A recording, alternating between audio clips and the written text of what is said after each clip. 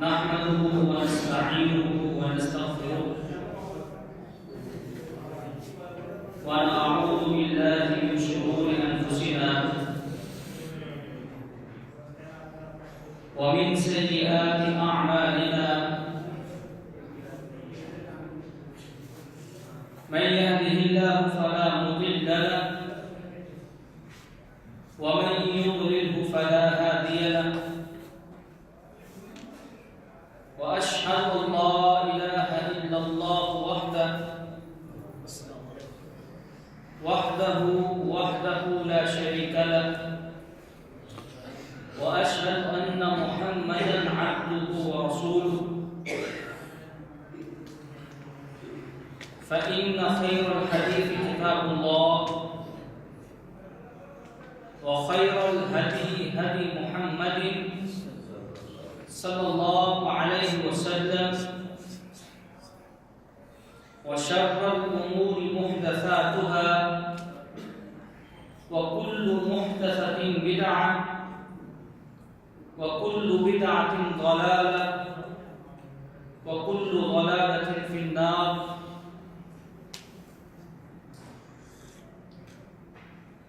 اللهم صل على محمد وعلى آل محمد كما صليت على إبراهيم وعلى آل إبراهيم إنك حميد مجيد.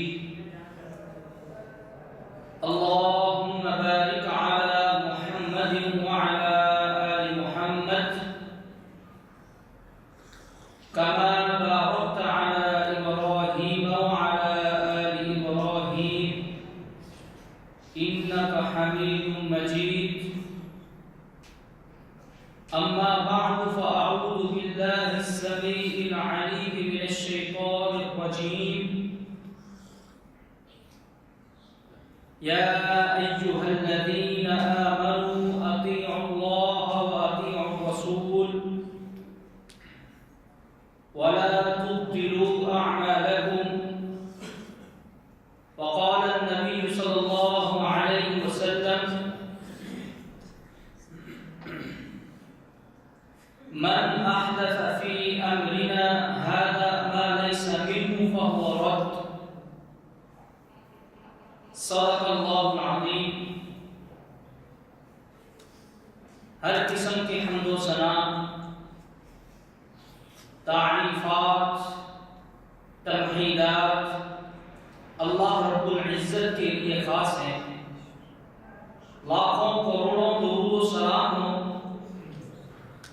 آقا دو جہان سید الاولین والآخرین جناب محمد مصطفیٰ صلی اللہ علیہ وسلم کی ذات گرامی پر، اور لاکھوں رحمتیں ہوں صحابہ کرام پر، تابعین اعظام پر اور علماء کرام پر.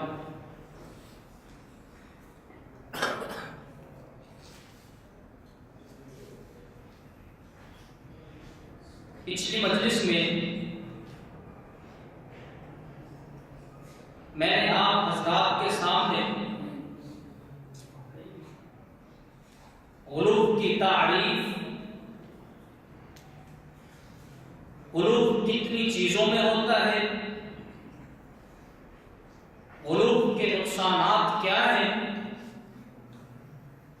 وہ آپ حضرات کے سامنے میں نے پیش کی تھی. چونکہ غلو بھی ایک ایسی چیز ہے جس کو اپنانے سے دین اسلام میں بگاڑ پیدا ہو جاتا ہے. اسی مناسبت سے آج کی اس مجلس میں میں آپ کے سامنے ایک اور چیز رکھنا چاہتا ہوں. اگر اس کا ارتکاب کیا جائے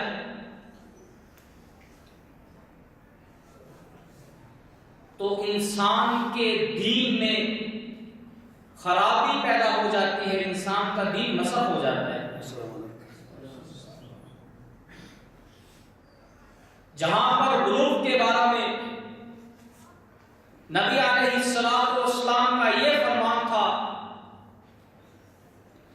فَإِنَّمَا أَهْلَكَ مَنْ كَانَ قَبْلَكُمْ الْغُلُوُّ فِي الدِّينِ کہ تم سے پہلے لوگوں کو اللہ رب العزت نے اس لیے تباہ کر دیا تھا، اس لیے ان کو ہلاک کر دیا تھا کہ انہوں نے اپنے دین میں غلو کیا تھا۔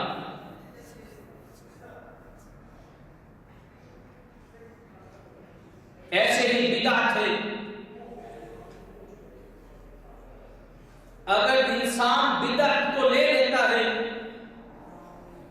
بدعات والے کام کرتا ہے، اللہ اکبر کبیرہ، تو انسان کے اعمال اسی طرح برباد ہو جاتے ہیں۔ ابھی جو آیت میں نے آپ کے سامنے تلاوت کی ہے،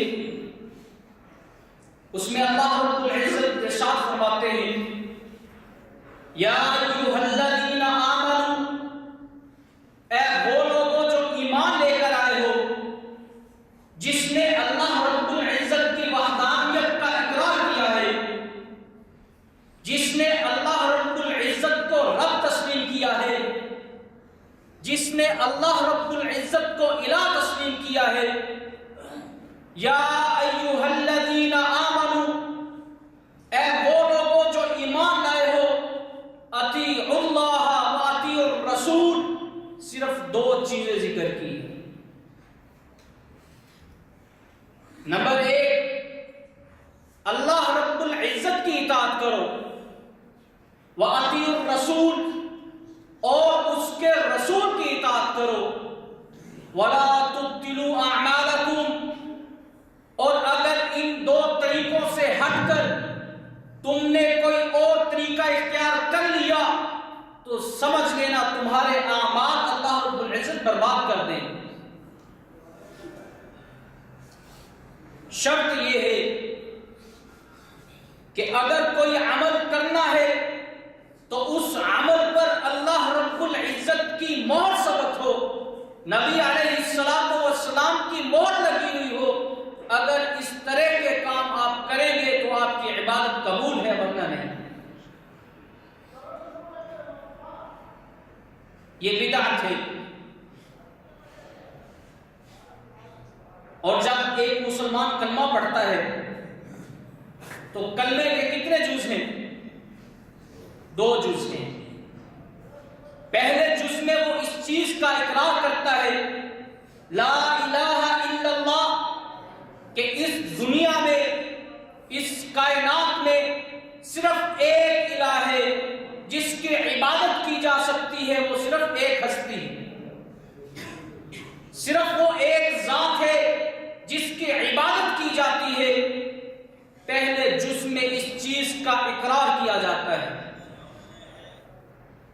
اور دوسرے جز میں محمد الرسول اللہ، اس چیز کا اقرار کیا جاتا ہے کہ میں محمد جو اللہ کے رسول ہیں ان کو تسلیم کرتا ہوں بطور رسول اور نبی۔ پہلے جز میں توحید ہے، توحید کا مخالف شرک ہے۔ اگر کوئی انسان یہ بات سمجھتا ہے کہ اللہ کے علاوہ کوئی اور ہستی مجھے دے سکتی ہے، اللہ کے علاوہ مجھے کوئی اور ہستی اولاد دے سکتی ہے، تو وہ شرک ہوتا ہے، جس کے بارے میں اللہ رب العزت کا ارشاد گرامی ہے ان الشرک لظلم عظیم، اس کائنات میں سب سے بڑا جرم شرک ہے۔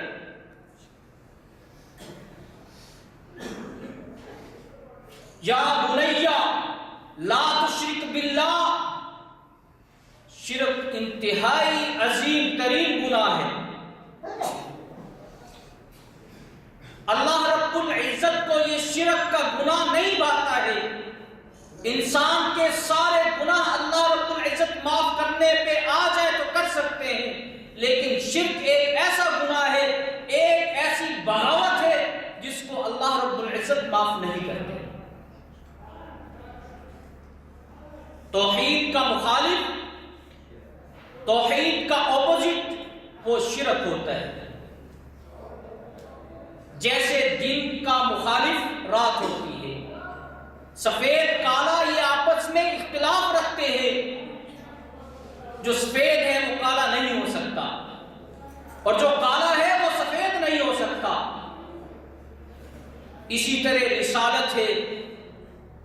دوسرے جز میں اس چیز کا اقرار کیا جاتا ہے اشہد ان محمدا عبدہ ورسولہ، کہ محمد صلی اللہ علیہ وسلم اللہ کے رسول ہیں. توحید کا الٹ شرک ہوتا ہے اور رسالت کا الٹ، سنت کا الٹ اللہ اکبر کبیرہ وہ بدعت ہوتا ہے. سنت کس کو کہتے ہیں؟ سنت کیا چیز ہے؟ سنت آج ہم اپناتے ہیں تو میرے بھائیوں ہمیں کم از کم اتنا تو پتا ہونا چاہیے کہ سنت کہتے کس کو ہے. سنت ہر اس عمل کو کہتے ہیں جو نبی علیہ الصلوۃ والسلام نے کیا ہو، اس کو سنت کہتے ہیں. یہ ایک عام سی تعریف ہے جو لوگوں میں معروف اور مشہور ہے.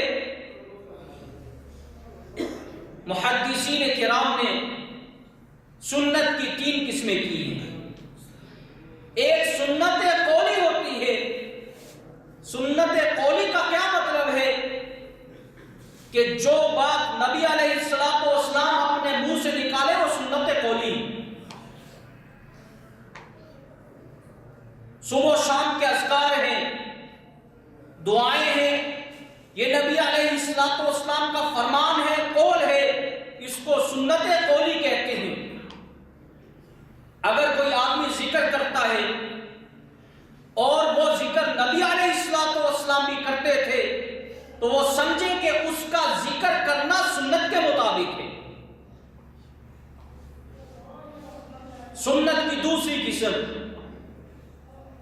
سنت فعلی ہوتا ہے، یعنی وہ عمل جو نبی علیہ الصلوۃ والسلام نے کیا، نبی علیہ الصلوۃ والسلام نے اپنی امت کو سکھایا، اس کو سنت فعلی کہتے ہیں. مثال لیجئے، نبی علیہ الصلوۃ والسلام نے نفلی نمازیں پڑھی ہیں، وہ ہمارے لیے سنتے ہیں. نبی علیہ الصلوۃ والسلام نے صدقات دیے ہیں، وہ ہمارے لیے سنتیں ہیں. سوموار اور جمعرات کا روزہ رکھنا یہ سنت ہے.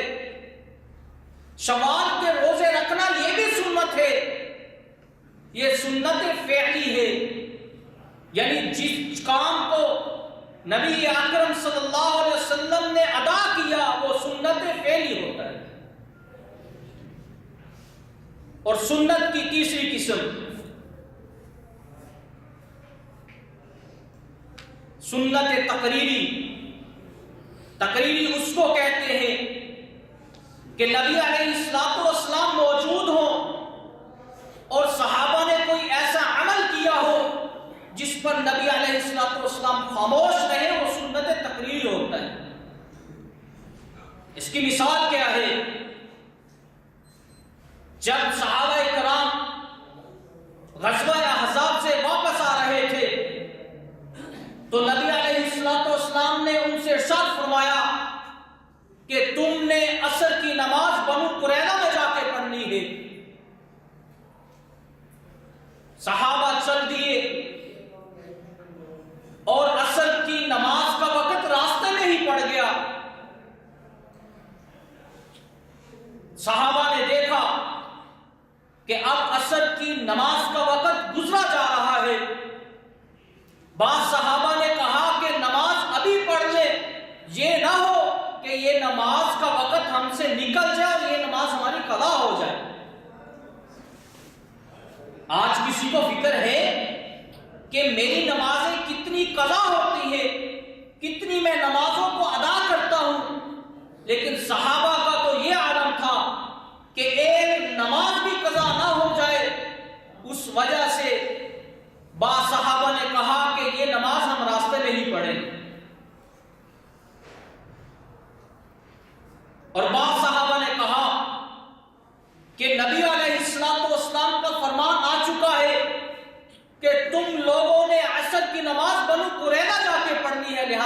وہاں پہ نہیں پڑھے.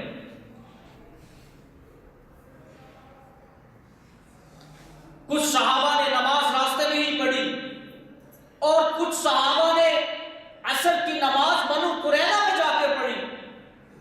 جب اس بات کا نبی علیہ السلام کو علم ہوا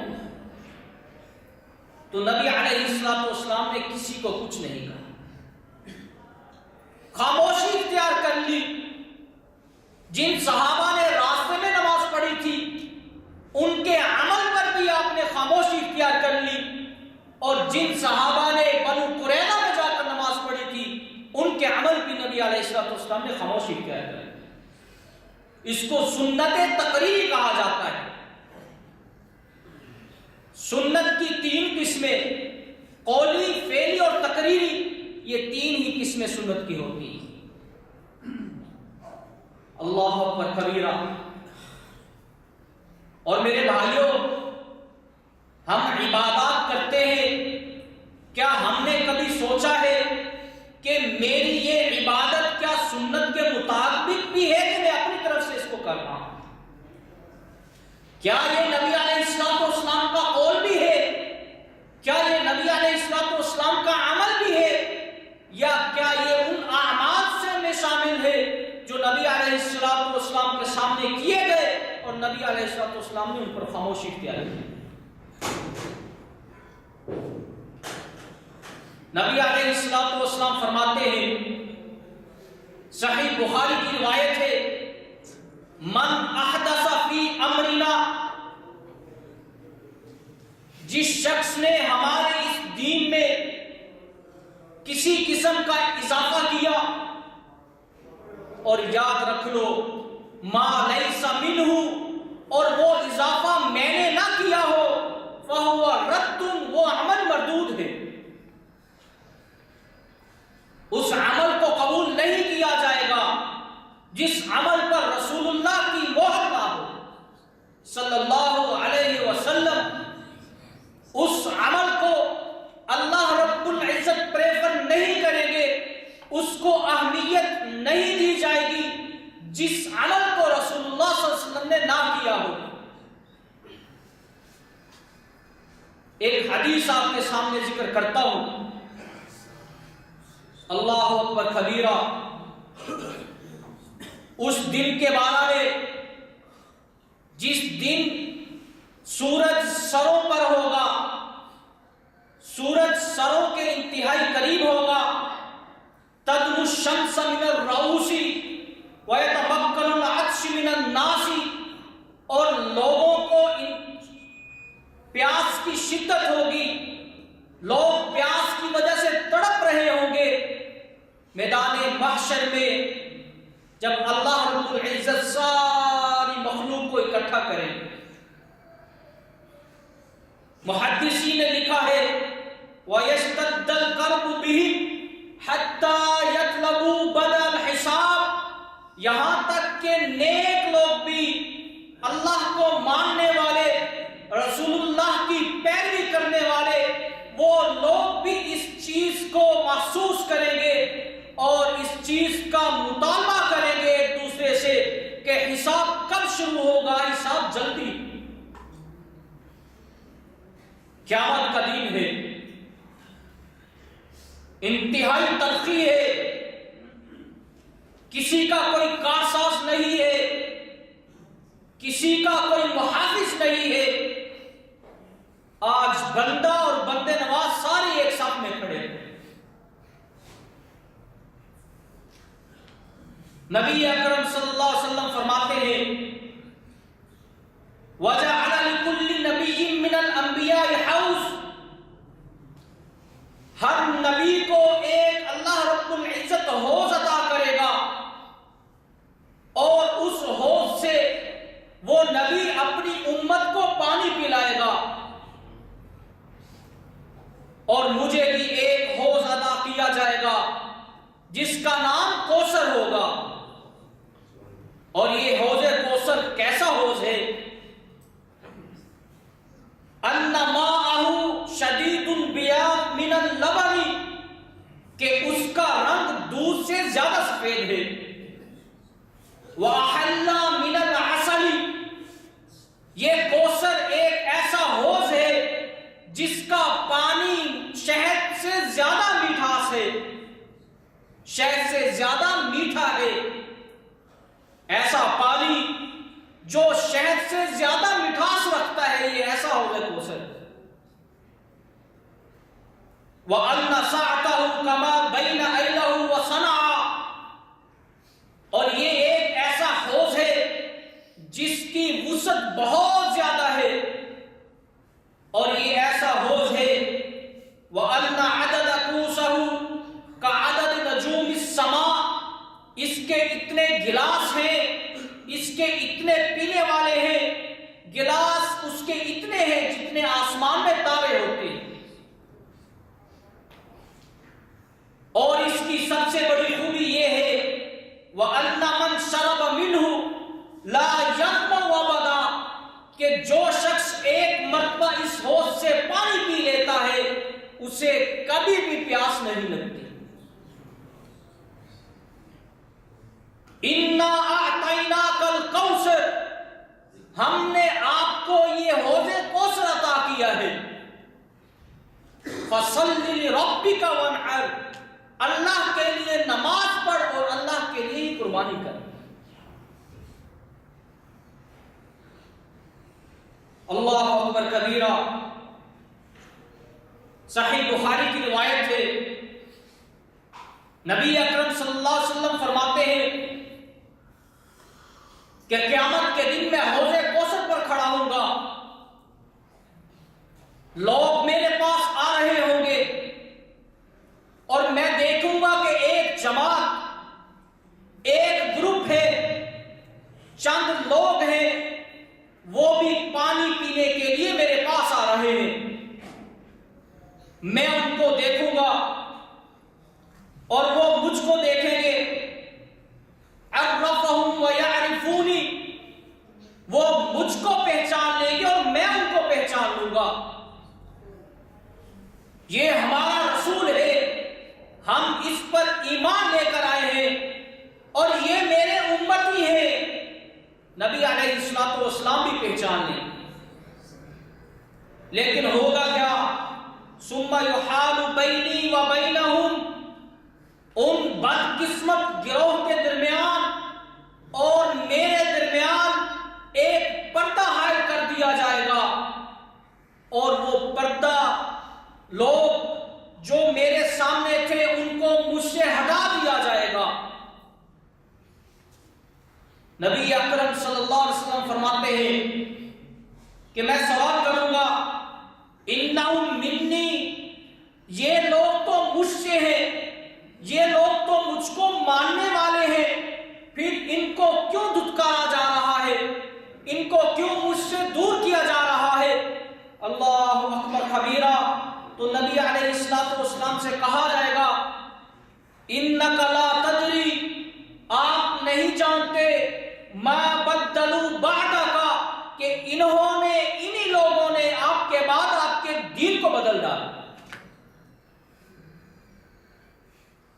ایک اور حدیث میں آتے ہیں، ایک اور روایت کے الفاظ ہیں کہ آپ سے کہا جائے گا کہ یہ وہی لوگ ہیں جنہوں نے آپ کے دین میں ایجادات کی، آپ کی دین میں انہوں نے بدعتیں نکالی، یہ وہ لوگ ہیں۔ اس سے بڑی بدقسمتی اور کیا ہو سکتی ہے؟ عبادات بھی کی، اپنا وقت بھی نکالا، لیکن ان عبادات کو کرتے ہوئے اس چیز کا لحاظ نہ رکھا کہ کیا یہ کام نبی علیہ الصلوۃ والسلام نے کیا تھا یا آپ صلی اللہ علیہ وسلم نے نہیں کیا تھا۔ من احدث فی امرنا، جس شخص نے بھی ہمارے اس امر میں، شریعت میں، قرآن میں، سنت میں کسی قسم کا بھی اضافہ کیا، وہ مردود ہے، اس کو رد کیا جائے گا، وہ قابل قبول نہیں۔ بعض لوگ کہتے ہیں کہ یہ لائٹیں بھی بدعت ہیں، یہ بھی تو نیا کام ہے، یہ پنکھے بھی بدعت ہے، گاڑی کو چلانا بھی بدعت ہے، جہازوں میں سفر کرنا بھی لیکن کسی کے جھانسے میں نہ آ جانا، کسی کے دھوکے میں نہ آ جانا۔ نبی علیہ الصلوۃ والسلام کا جو فرمان گرامی ہے وہ من احدث فی امرنا ہے کہ ہمارے اس امر میں، ہمارے اس قرآن اور اس سنت میں اگر کسی شخص نے اضافہ کیا تو وہ شخص مردود ہے۔ یہ دنیاوی معاملات ہے، یہ دنیاوی سہولیات ہے، یہ دنیاوی آرائشیں، آرام ہے، ان کو بدعت پر محمول نہیں کیا جائے۔ اللہ اکبر کبیرہ۔ صحیح بخاری کی روایت ہے، نبی اکرم صلی اللہ علیہ وسلم کا ارشاد گرامی ہے، کل امتی یدخلون الجنت الا من ابا، کہ میری ساری کی ساری امت جنت میں داخل کی جائے گی، الا من ابا، لیکن جو شخص انکار کر دے، جو شخص خود انکار کر دے، اس شخص کو جنت میں نہیں ڈالا جائے گا۔ صحابہ ششدر رہ گئے، صحابہ پشیمان ہو گئے، سوچنے لگے کہ وہ کون بدبخت ہے جو جنت میں نہیں جانا چاہتا، جنت کو ایکسپٹ قبول نہیں کرنا چاہتا۔ صحابہ نے پوچھا، اللہ کے رسول وہ کون شخص ہے جو جنت میں نہ جانا چاہتا ہو؟ نبی اکرم صلی اللہ علیہ وسلم نے ارشاد فرمایا، من اطاعنی دخل الجنہ، جو شخص میری اطاعت کرے گا، میرے پیچھے چلے گا، وہ جنت میں داخل ہوگا۔ ومن عصانی، اور جس شخص نے میری نافرمانی کی، فقط ابا، گویا کہ اس نے انکار کر دیا جنت میں داخل ہونے،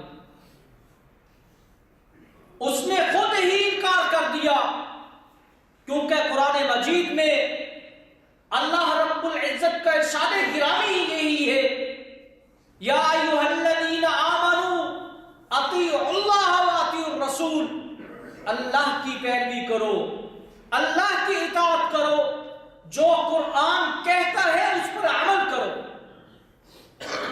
اور جو چیز نبی علیہ الصلوۃ والسلام آپ کو بتائیں، آپ حدیث میں سنیں، اس پر عمل کرو۔ اگر ان پر عمل نہیں کرو گے فقط ابا، وہ اسی طرح ہے جس طرح اس نے خود جنت میں جانے سے انکار کر دیا۔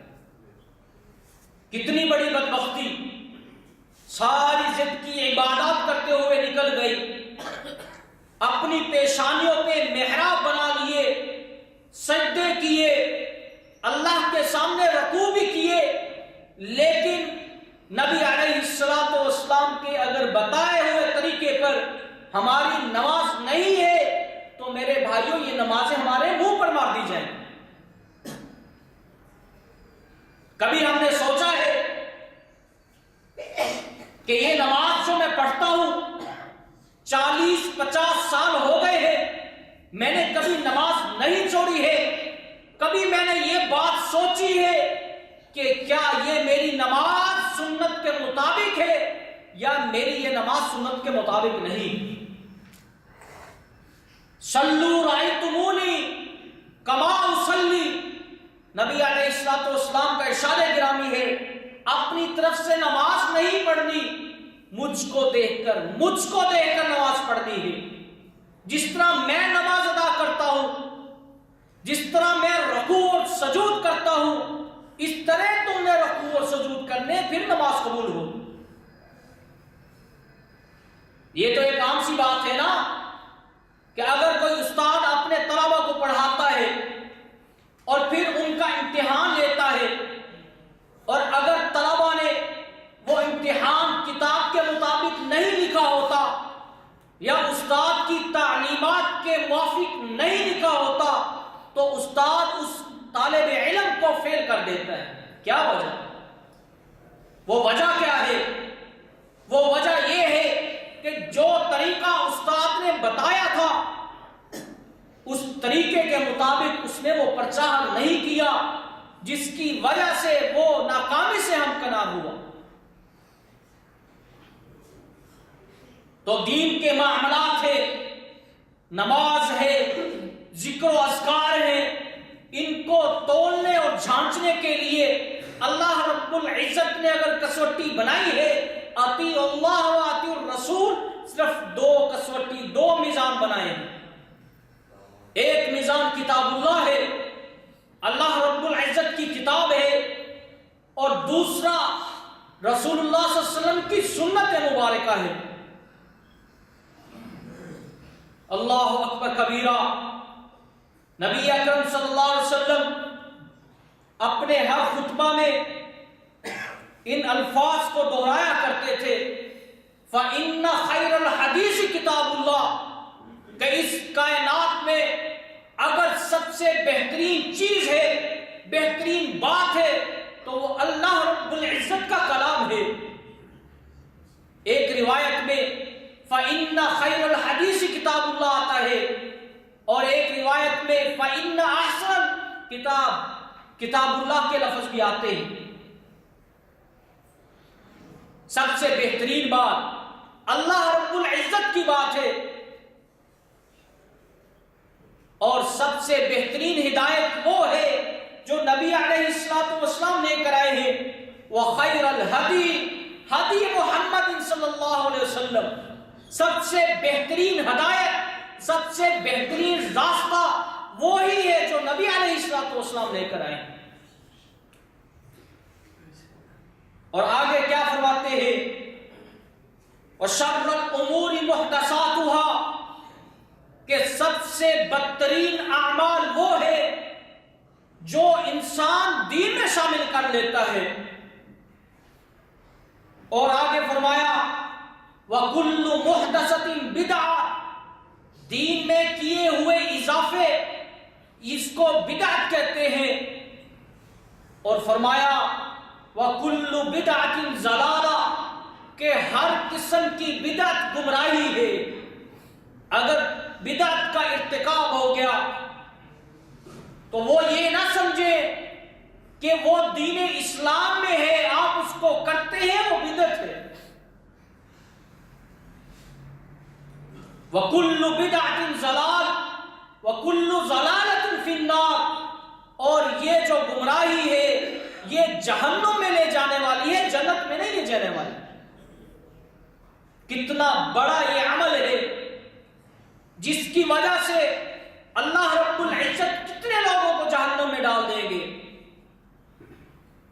کل بدعۃ ضلالہ وکل ضلالۃ فی النار. جب آدمی گمراہی میں پڑ جاتا ہے، جب آدمی برے کاموں میں لگ جاتا ہے، اللہ اکبر خبیرہ، تو میرے بھائیوں وہ انسان جہنم کے راستے پہ چل جاتا ہے.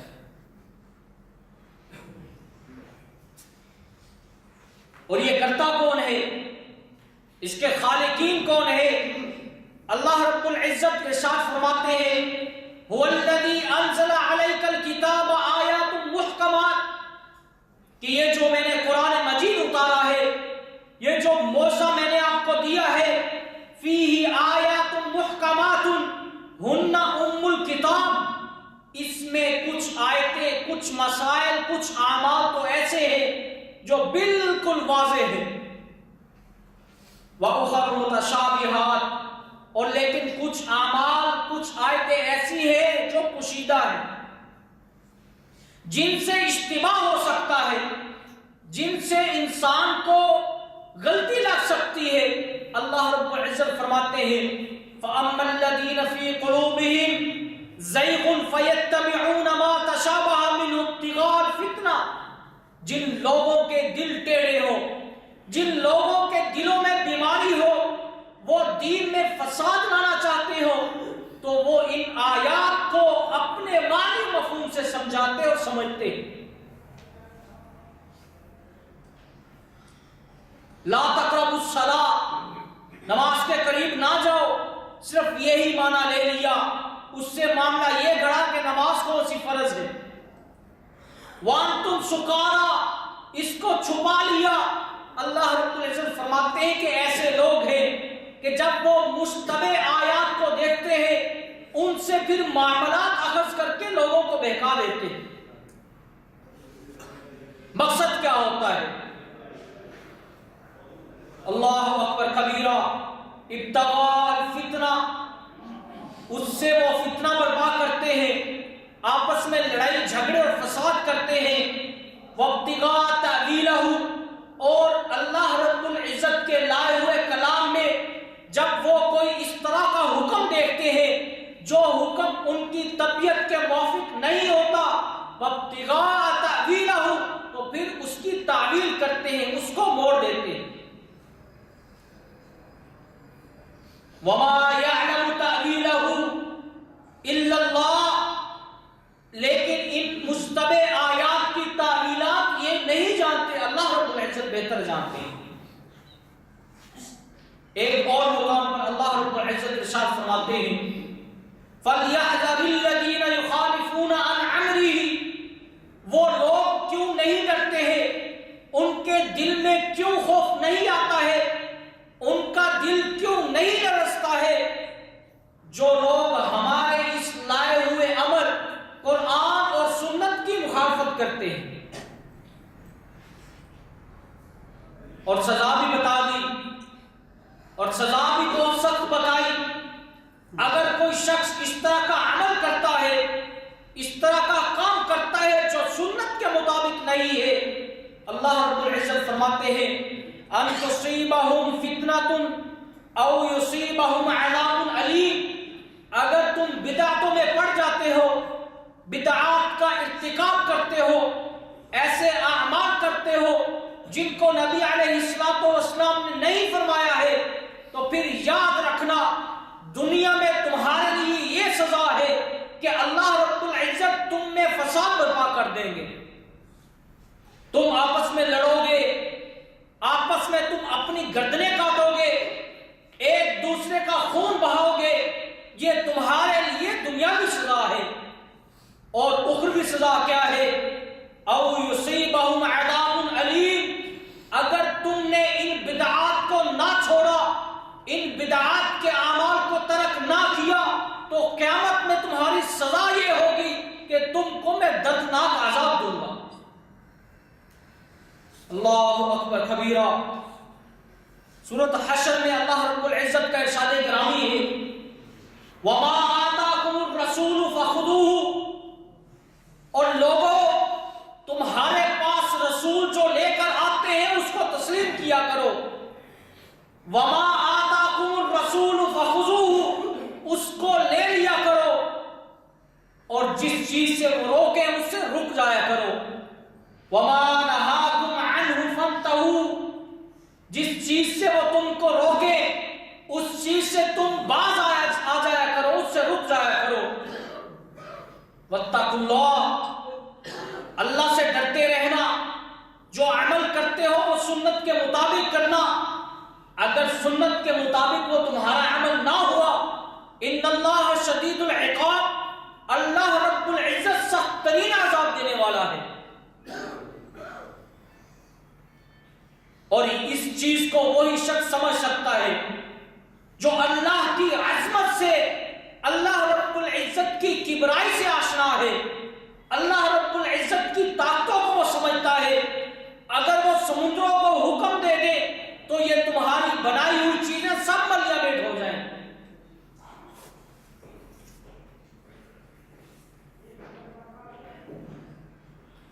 اور اگر وہ زمین کو حکم دے دے اور یہ زمین جھلس جائے، گرم ہو جائے، اس دنیا میں کچھ بھی نہیں بچے گا. یہ اللہ رب العزت کی عظمت اور اس کی کبریائی ہے. ان اللہ شدید العقاب، اللہ رب العزت سخت ترین عذاب دینے والے ہیں.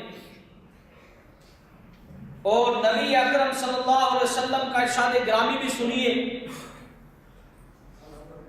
حجۃ الوداع کے موقع پر نبی علیہ السلام نے ساری امت کو اکٹھے کر کے فرمایا ترکت فیکم امرین، اے لوگوں میں تم میں دو ایسے عمل، دو ایسی چیزوں کو چھوڑ کے جا رہا ہوں دو ایسی چیزیں جو میں تمہارے سپرد کر رہا ہوں، اللہ اکبر کبیرہ، لن تضلوا ما تمسکتم بها، کہ اگر ان دونوں چیزوں کو تم تھام لو گے، ان دونوں چیزوں کو اپنے دامن میں ڈال لو گے، تو تم کبھی بھی اس دنیا میں گمراہ نہیں ہو۔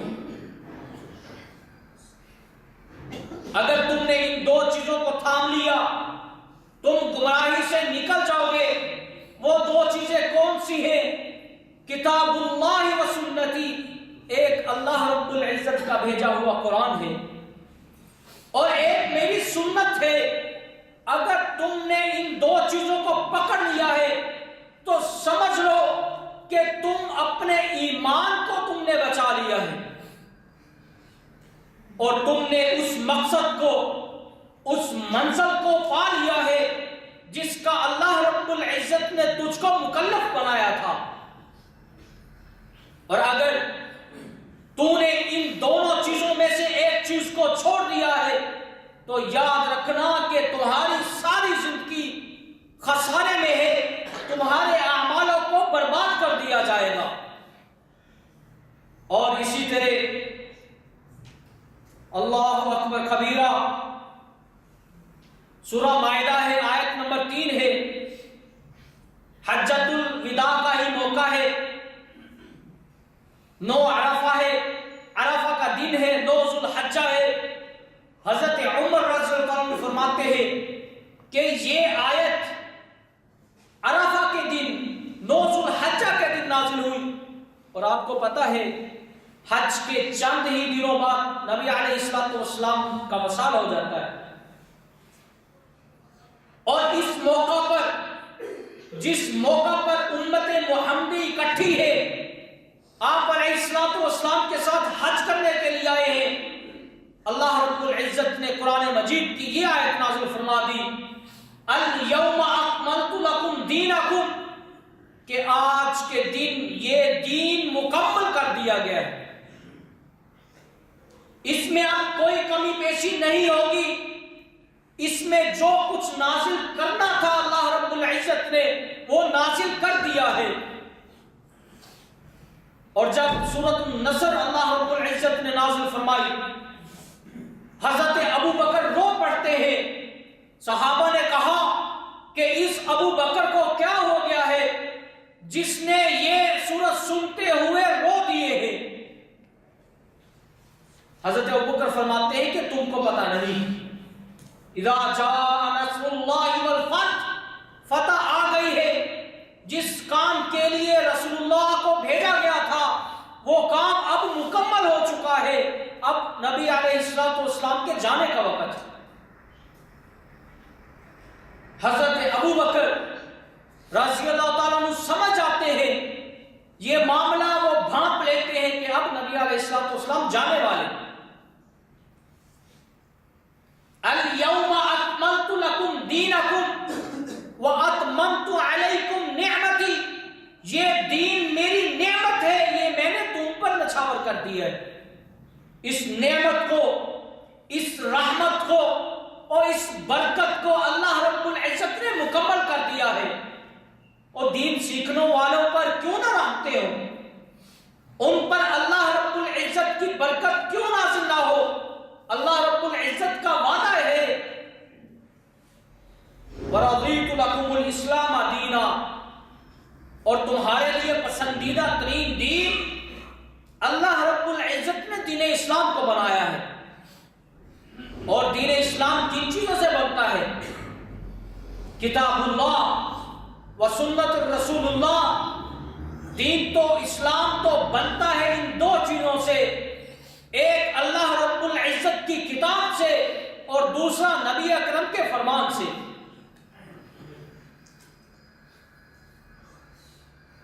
ایک اور جگہ پر ارشاد فرماتا ہے، لَقَدْ كَانَ لَكُمْ فِي رَسُولِ اللَّهِ أُسْوَةٌ حَسَنَةٌ، کہ تم میں سے بہترین ترین جو اسوہ ہے، بہترین ترین جو طریقہ ہے وہ نبی اکرم صلی اللہ علیہ وسلم کا طریقہ ہے۔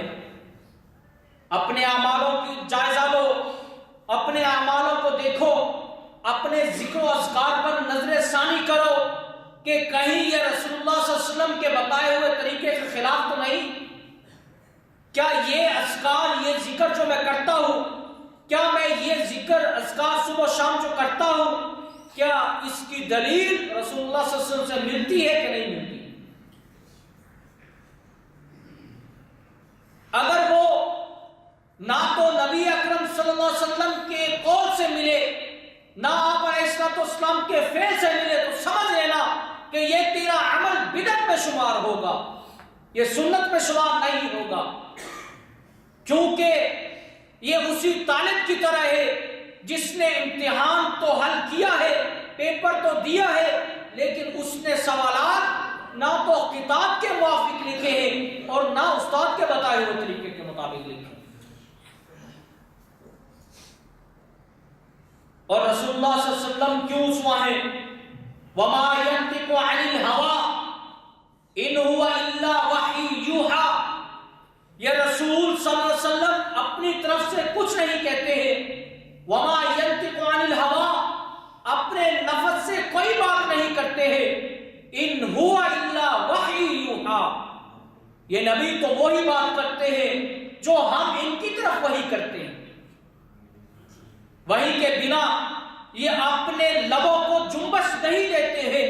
وَمَا يَنْطِقُ عَنِ الْهَوَىٰ، جو بھی کہتے ہیں یہ ہمارے بتائے ہوئے طریقے کے مطابق کہتے ہیں۔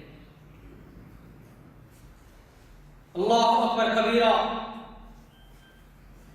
نبی اکرم صلی اللہ علیہ وسلم ایک صحابی کے جنازے میں شریک ہے، قبر کھودی جا رہی ہے، دفنانے میں ابھی کچھ وقت باقی۔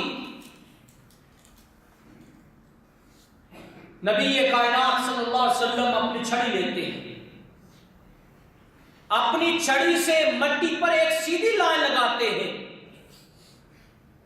اور سیدھی لائن لگانے کے بعد پھر اس سے اور لائنیں نکالتے ہیں جو دائیں اور بائیں کی طرف جا رہی ہوتی ہیں۔ صحابہ نے دیکھا کہ رسول اللہ صلی اللہ علیہ وسلم نے یہ خطہ بنایا ہے، یہ لکیریں کھینچی ہے، یہ کیا چیز ہے، نقشہ کیا ہے؟ صحابہ تز بزم ہو جاتے ہیں اور ایک دوسرے سے پوچھنا شروع کر دیتے ہیں کہ ان لکیروں کا کیا مطلب ہے؟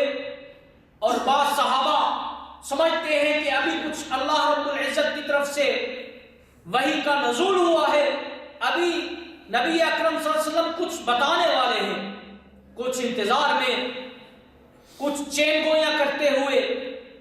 بالآخر صحابہ نے پوچھا اللہ کے رسول کہ یہ سیدھی لائن کیا ہے، اور اس سے جو اس طرف لائنیں جا رہی ہے، دائیں اور بائیں جانب، اس کا کیا مطلب ہے؟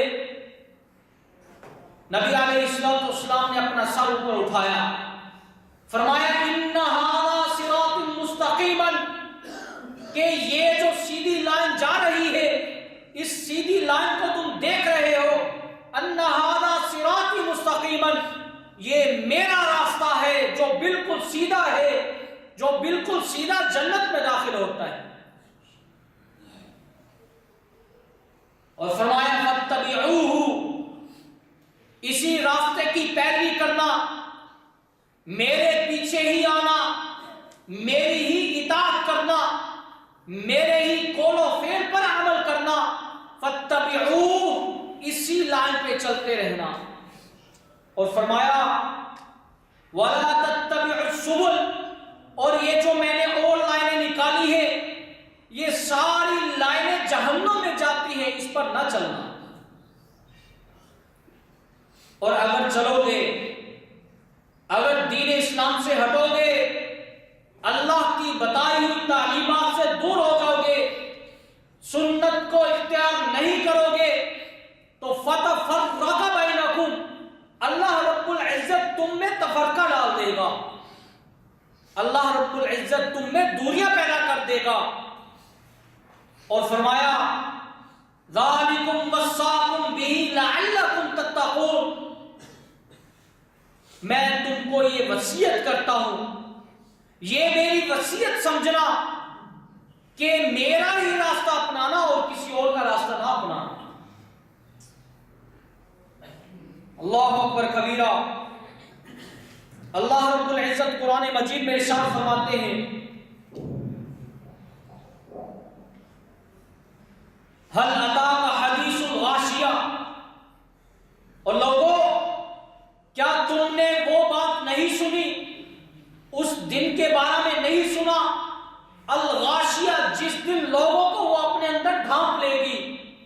قیامت کے بارے میں ارشاد فرمایا انسان اپنے غموں میں نڈھال ہوگا، اپنی غلطی کوتاہی میں وہ پشیمان ہوگا۔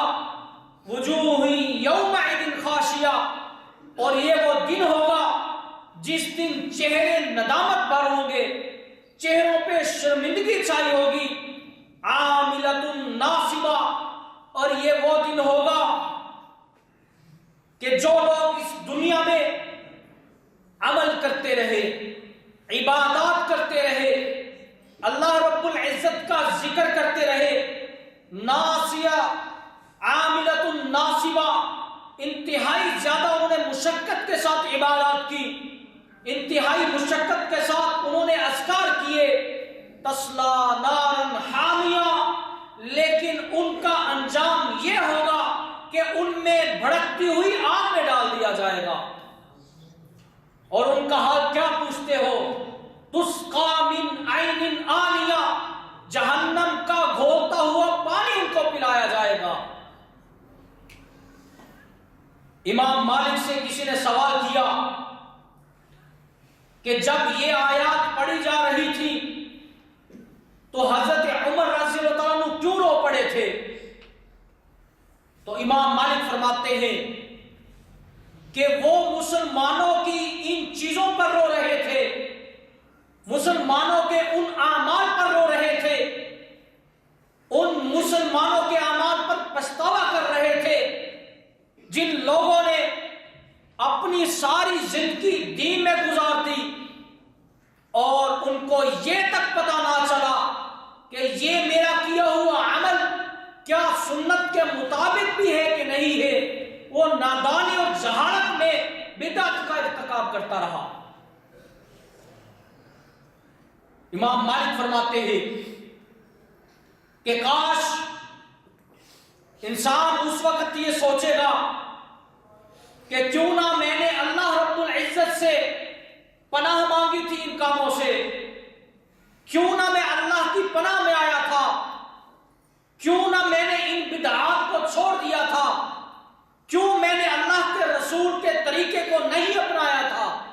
اس دن انسان پچھتائے گا، انسان پشیمان ہوگا، اور انسان کی ان حسرتوں کو، انسان کی اس ندامت کو کوئی نہیں پوچھنے والا ہوگا۔ انسان کی یہ ندامت کام نہیں آئے گی۔ تصلا نارا حامیہ تسقا من عین آنیہ، یہ دن جزا کا دن ہوگا، اس دن جزا ملے گی، اس دن جو اعمال کیے ہوں گے اس کا خمیازہ بھگتنا پڑے گا۔ میرے بھائیوں، دین اسلام ہمارے لیے ہے، ہم دین اسلام کے حامل ہیں، ہم نے دین اسلام کو مانا ہے، ہم توحید اور شرک تو سمجھتے ہیں، ہم یہ سمجھتے ہیں کہ توحید کیا ہوتی ہے اور شرک کیا ہوتا ہے، لیکن ہم یہ نہیں سمجھتے ہیں کہ سنت کیا ہے اور بدعت کیا ہے۔ آج سے ہی، ابھی سے ہی اپنے آپ کو جھنجھوڑیے اور اپنا مواخذہ کیجئے، اپنا احتساب کریں کہ یہ جو عمل میں کرتا ہوں کیا یہ سنت کے مطابق ہے کہ میں ویسے ٹکرے مار رہا ہوں۔ عاملۃ ناصبہ، یہ نہ ہو کہ ساری زندگی کی پڑھی ہوئی نمازیں جو نبی علیہ الصلوۃ والسلام کے طریقے کے مطابق نہیں ہے، کہیں وہ قیامت والے دن منہ پہ نہ مار دی جائیں۔ اللہ کو پرواہ نہیں ہے، اگر ساری کائنات اللہ کی معصیت میں آ جائے تو اللہ کی بادشاہت میں کوئی نقص پیدا نہیں کر سکتی، اور اگر ساری کائنات انسان و جن ساری اس کی تمہیدات بیان کرنا شروع کر دے تو اس کی بادشاہت میں وہ اضافہ کا باعث نہیں بن سکتا۔ تو آج سے ہی میرے بھائیوں آپ اپنا احتساب کریں۔ آخری حدیث سنا کے بات ختم کرتا ہوں۔ نبی اکرم صلی اللہ علیہ وسلم کا ارشاد گرامی ہے اور یہ ٹھوس دلیل ہے، اس کو اپنے ذہنوں میں بٹھا لو، اس کو اپنے دلوں میں نقش کر دو، کبھی ان کو مٹنے نہ دینا۔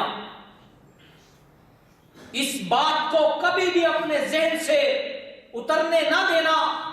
اگر یہ بات تمہارے ذہن سے اتر جاتی ہے تو سمجھ لینا کہ تو سنت کے طریقے سے ہٹ گیا ہے۔ نبی علیہ الصلوۃ والسلام کا ارشاد گرامی ہے، من عمل عملا لیس علیہ امرنا فہو رد، جو عمل ہماری تصدیق کے بغیر کیا جائے گا، قرآن و سنت کے بغیر کیا جائے گا، من عمل عملا لیس علیہ امرنا، جس پر ہمارا حکم نہیں ہوگا، فہو رد، وہ رد کر دیا جائے گا۔ وہ 50-60 سال کی نماز ہو، وہ رکھے ہوئے روزے ہو، اگر سنت کے مطابق وہ نہیں ہوں گے تو وہ قابل قبول نہیں ہے، اللہ رب العزت ان کو قبول نہیں کرے گا۔ وما علینا الا البلاغ المبین۔ اللهم صل وسلم وبارك على سيدنا محمد وعلى